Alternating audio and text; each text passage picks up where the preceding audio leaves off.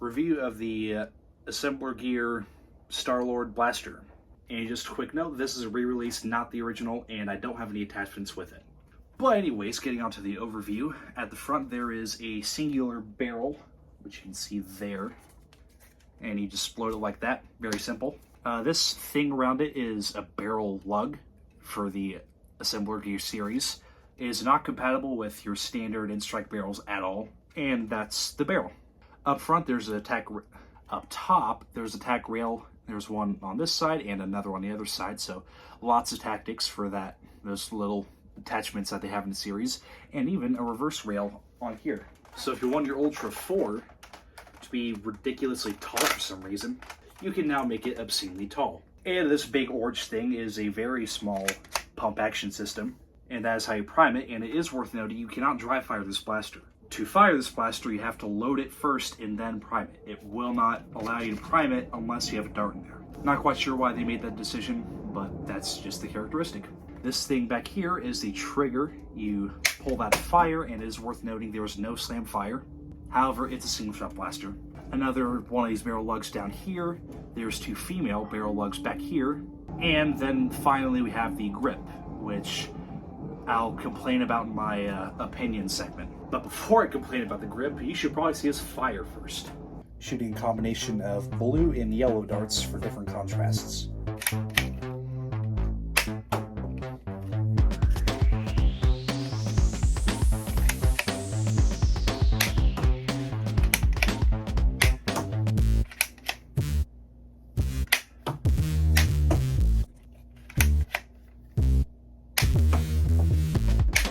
And now that you've seen it fire, let's talk about that performance toe.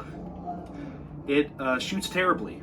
The other four blasters in the same series as this averaged 29 and 31 feet per second, respectively. And I don't have a chronograph, so I don't know how fast this is shooting, but I can imagine it's about the same because it's pretty terrible. A jolt can outrange this, but this is clearly not designed to be an effective blaster of nerfy warfare. It's designed for the attachments, even though this version of it didn't come with any. Now, as far as jams and malfunctions, it worked fine once I learned how to use it. It's hard to screw up a single shot blaster, so luckily they didn't here, at least in that regard. Now to complain about the grip. It is one of the smallest grips I've ever seen on a Nerf blaster, and it's actually so small that this first joint in my finger doesn't go in, at least in any kind of meaningful way. And same with the trigger guard, it's very tiny, very cramped.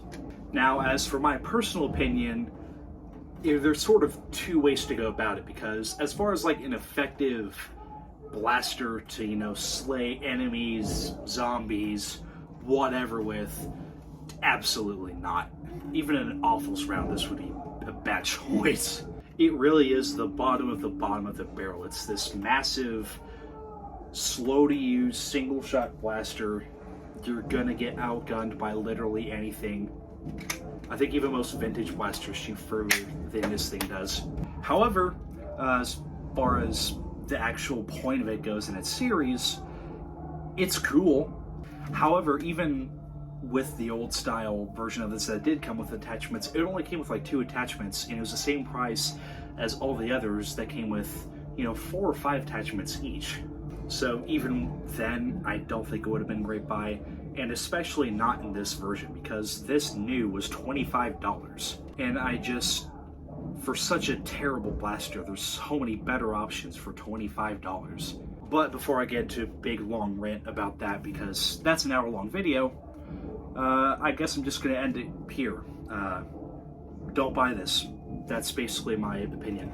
There's better Assembler Gear blasters, there's better nerfy warfare blasters, there's better cosplay blasters. It's just bad. Don't buy this. The only reason I have it is because it was $1 at a thrift store, and it had a dart jammed in the front of it, so it would have gotten thrown away. So, hopefully you enjoyed this video. If you want to see more videos like this for some reason, then let me know, and I can try to do them. They won't be very good. And as a man about the same size as me, but much older, would say, years ago, stay tacticule.